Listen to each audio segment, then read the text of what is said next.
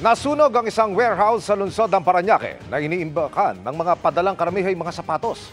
Under control na ang apoy at nakatutok si Oscar Oida. Pasado alas 11 ng umaga nang sumiklab ang sunog sa isang warehouse sa Barangay Vitales, Parañaque City.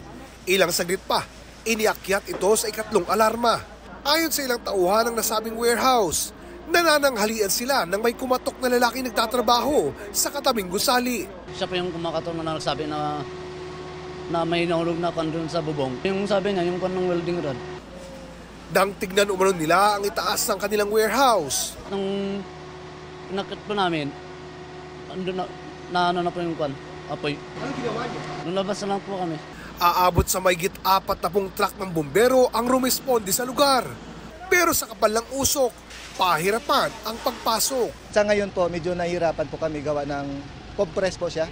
Solid po siya, wala siyang singawan, wala siyang ventilation ika nga. Kaya ito na lang yung ventilation, sarado pa siya ng mga gamit. Ayon sa mga tauhan ng barangay, imbakan ng mga sapatos ang naturang warehouse. Parang sorting area po siya. Delivery po, mga ganon. Mostly po shoes, ganon. Wala namang iba pang katabing istruktura ang nadamay. Sinubukan namin kunan ng pahayag ang may-ari ng warehouse pero tumanggi itong magpa-interview.